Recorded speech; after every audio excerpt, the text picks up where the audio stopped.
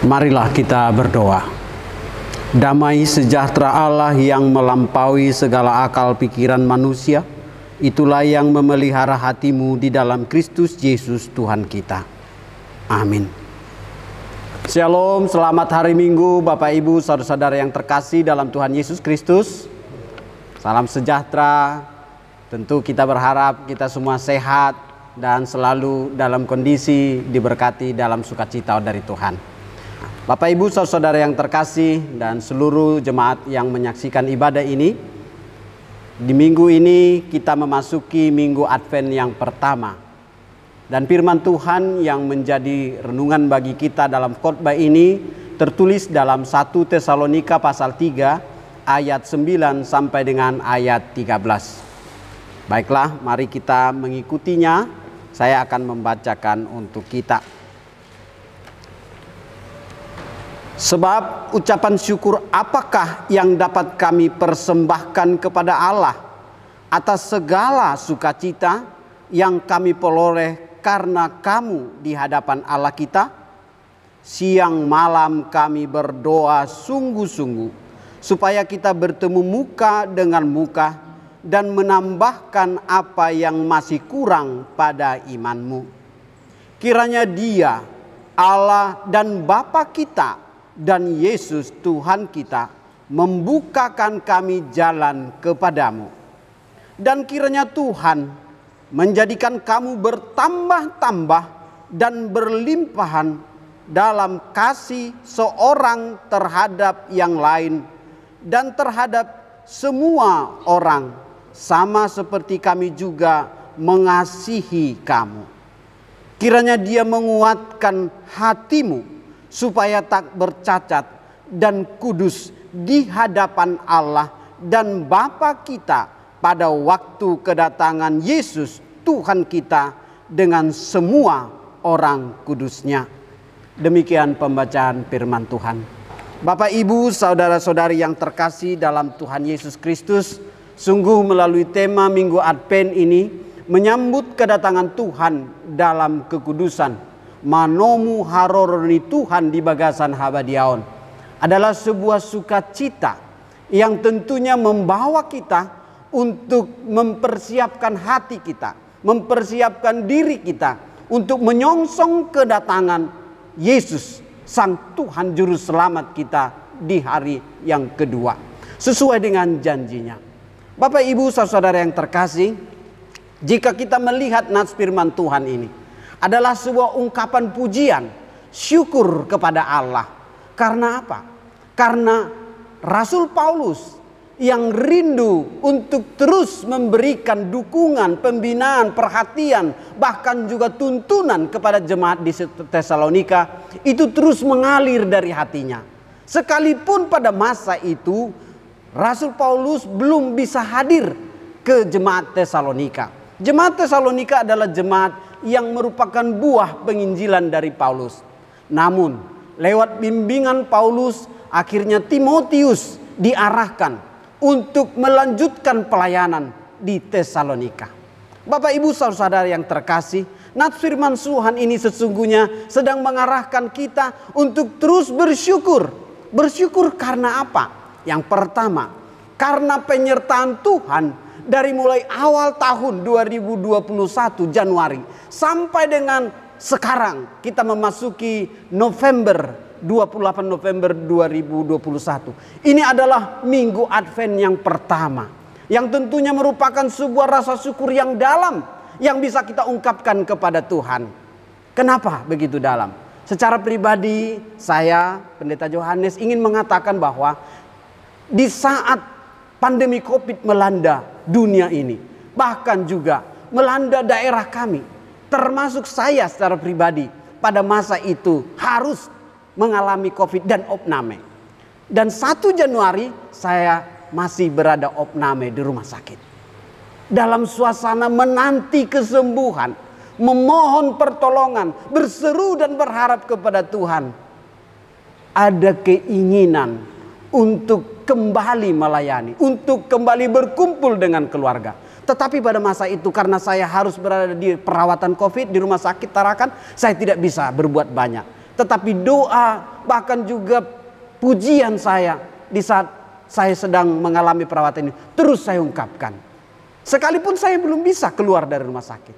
Bapak Ibu saudara yang terkasih, sekalipun demikian kita tidak boleh terpenjara atau bahkan merasa terasing di situasi-situasi sulit. Itulah yang sedang dialami Paulus. Karena dia tidak bisa langsung untuk berjumpa dengan jemaat di Tesalonika. Karena apa? Pada masa itu banyak pengajar-pengajar, bahkan juga orang-orang Yahudi yang tidak menyukai Paulus atas berita Injil yang dia sampaikan. Bahwa Yesus yang mereka salib, orang-orang Yahudi itu telah bangkit dan menunjukkan bahwa dialah Allah yang menyelamatkan. Itulah berita sukacita. Sehingga di dalam menanti kedatangan Tuhan kita mengingat bahwa di Minggu Advent ini semua kita diajak untuk terus bersyukur, memuji Tuhan. Kita ingat pada minggu sebelumnya, haleluya. Mazmur 146 sampai 150 mengatakan haleluya, pujilah Tuhan. Karena apa? Karena dialah sesungguhnya yang menciptakan segala alam semesta. Dan dialah sesungguhnya yang memelihara hidup kita. Sehingga tidak satu pun dari hidup kita terlepas dari pandangan dan penyertaan Tuhan. Oleh karena itu Bapak Ibu saudara yang terkasih, apapun kondisi kita saat ini, apapun persoalan kita saat ini, situasi hidup rumah tangga, ekonomi, bahkan juga kondisi pekerjaan, atau bahkan ada yang sedang mencari pekerjaan kembali karena harus di PHK, bahkan kondisi perdagangan kita yang masih belum menentu, tetapi harus ada perbedaan kita dengan orang yang tidak percaya kepada Yesus. Apa itu? Bagi orang yang percaya kepada Yesus ada pengharapan. Akan ada sebuah janji yang digenapi oleh Tuhan. Itulah penantian yang membuat kita sehingga bersuka cita akan menanti kedatangan Tuhan yang kedua kali. Bapak Ibu saudara yang terkasih, dalam bagian yang kedua Paulus mengingatkan kita melalui Timotius di jemaat Tesalonika, supaya mereka jangan ragu. Karena Paulus merasa bagaimana mereka bisa bertahan di situasi banyaknya pengajar-pengajar sesat yang sedang mengganggu iman mereka. Bahkan yang sedang mengatakan kepada mereka, mana mungkin Tuhan datang pada kali kedua. Karena apa? Sampai hari ini Tuhan belum datang.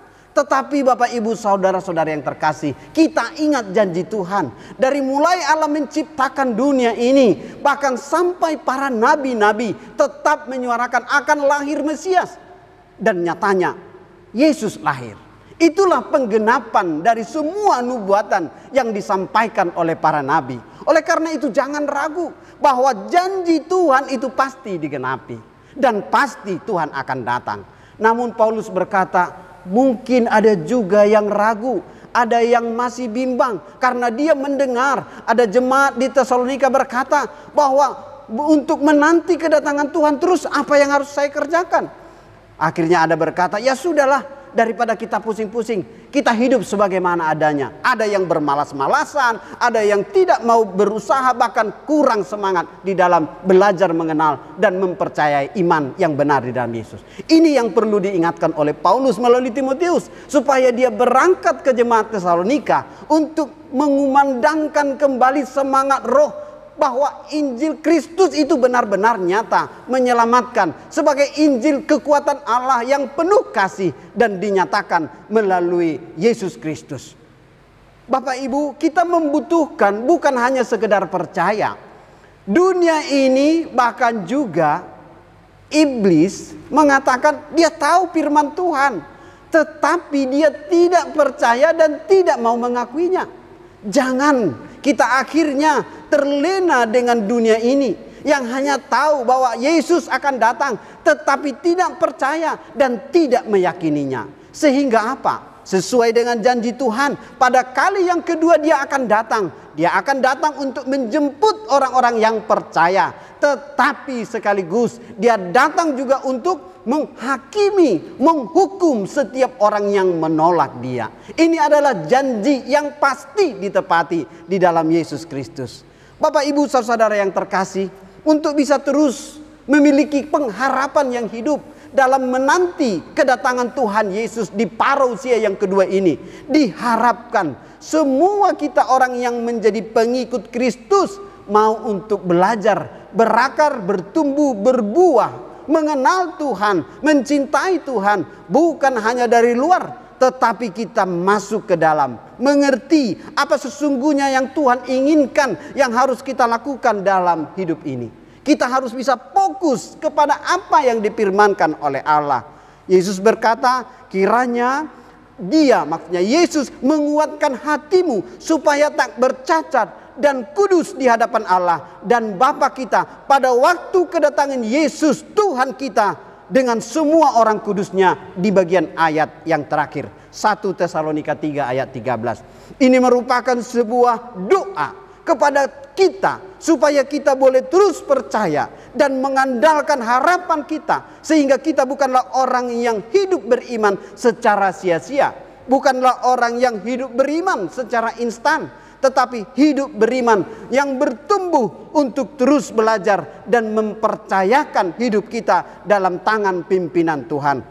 Di saat kita sedang menanti kedatangan Tuhan, yang dibutuhkan adalah kita ada kesiapsiagaan, berjaga-jaga. Kita tahu perumpamaan dari 5 gadis bodoh dan 5 gadis bijak. Menanti mempelai datang, apa yang mereka lakukan? Yang 5 membawa bekal. Mereka membawa minyak, membawa kebutuhan untuk menyambut sang mempelai. Tetapi yang 5 lagi, mereka hanya sekedar menanti, tidak ada persiapan. Ketika malam sudah tiba, sang mempelai datang, minyak mereka habis. Dan 5 perempuan wanita bijak itu, mereka memiliki kesempatan untuk bersama-sama dengan mempelai ke tempat yang sudah disediakan. Karena apa? Karena mereka berjaga-jaga dan mempersiapkan diri mereka. Mereka tidak hanya sedang menunggu, tetapi mereka juga mempersiapkan diri mereka. Bapak, Ibu, saudara-saudara yang terkasih, yang kedua, untuk kita bisa tetap menanti kedatangan Tuhan yang kedua kalinya di parousia adalah dengan mengingat bahwa waktu Tuhan dan waktunya kita manusia. Ada kronos, ada kairos. Sehingga di dalam perjalanan hidup kita ini sering kita terbawa oleh kronos. Waktu dunia ini, bahwa dunia ini akan mengalami kebinasaan dengan adanya pandemi, dengan adanya bencana, dengan adanya perang. Sehingga manusia akhirnya ketakutan. Tetapi Tuhan berkata bukan demikian. Tuhan sendiri pun ditanya, kapankah Tuhan akan datang? Yesus berkata pada masa itu, di saat dengan murid-muridnya, Yesus berkata, malaikat pun tidak tahu, anak pun tidak tahu. Waktu itu adalah Bapa yang menentukan. Artinya Bapak Ibu, supaya kita jangan menghitung-hitung waktu yang ditentukan oleh dunia ini. Tetapi mari kita mempersiapkan diri kita. Sembari kita menunggu, tetapi sekaligus juga kita mau untuk memperlengkapi iman percaya kita untuk hidup di dalam kecintaan menyongsong Sang Juru Selamat. Dengan segala karya, bakti, kasih yang kita kerjakan. Melalui pelayanan, baik di rumah, di gereja, di tengah-tengah masyarakat, di pekerjaan kita, bahkan melalui kesaksian-kesaksian kita. Karena apa? Ketika kita memberitakan Injil, itu bukanlah memberitakan sebuah peristiwa biasa, tetapi bagaimana Allah menjadi manusia untuk menyelamatkan manusia berdosa. Itu adalah karya yang tidak bisa dibatalkan oleh kuasa apapun. Termasuk isu-isu yang mengatakan bahwa dunia akan kiamat. Karena apa? Karena di dalam Kristus ada jaminan kekekalan bagi kita. Dan lewat jaminan itulah sekarang kita masuk di minggu Advent ini untuk menyongsong kedatangan Tuhan Yesus Kristus dan mempersiapkan hati kita dengan tetap setia dan berjaga-jaga. Bahkan kita diminta untuk terus menumbuh kembangkan cinta kasih kita melalui perbuatan kita, melalui karya kita dimanapun kita berada.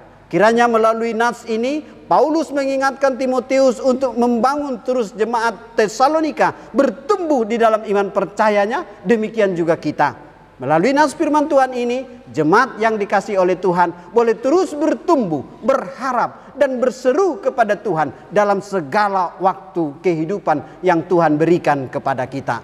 Melalui Advent ini kiranya semua jemaat Tuhan beroleh berkat dan semakin dipersiapkan oleh Tuhan mengucap syukur dan terus berjaga-jaga.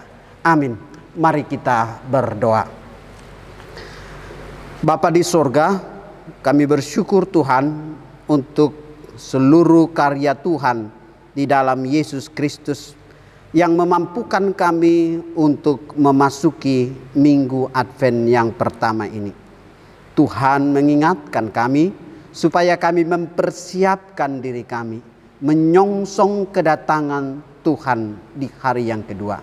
Tetapi bukan dengan ragu dan bimbang atau dengan asal-asalan. Tetapi kami harus terus membangun iman kami semakin akrab, semakin dekat dengan Yesus. Sehingga melalui firman-Mu semua panggilan bahkan juga firman Tuhan itu boleh kami pahami. Dan kami rindu Tuhan seluruh jemaat-Mu yang memasuki minggu Advent ini semuanya dapat mempersiapkan diri. Jika kami punya berbagai keterbatasan, kiranya Tuhan berkenan menuntun kami untuk berubah, bertobat dari kehidupan kami yang lama menuju di dalam kehidupan yang baru. Berkati seluruh jemaat Tuhan, gereja-Mu, pelayan-pelayan Tuhan, bahkan juga melalui pelayanan media rekaman ini boleh membawa firman Tuhan dimanapun jemaat-Mu saat ini sedang menyaksikannya.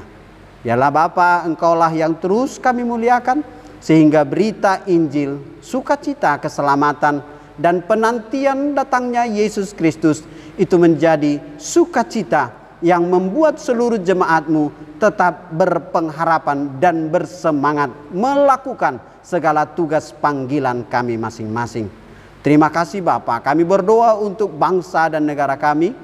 Di saat-saat sekarang ini kiranya Tuhan memberkati para pemimpin kami, bahkan juga seluruh jajarannya untuk terus dapat bertugas dengan baik di dalam melaksanakan tanggung jawab di tengah-tengah masyarakat, terlebih-lebih di situasi PPKM saat ini. Kami berdoa juga Tuhan untuk seluruh gereja-Mu, kiranya boleh mendapatkan damai sejahtera dan ketentraman di saat akan melaksanakan ibadah-ibadah Advent menuju perayaan Natal dan Tahun Baru.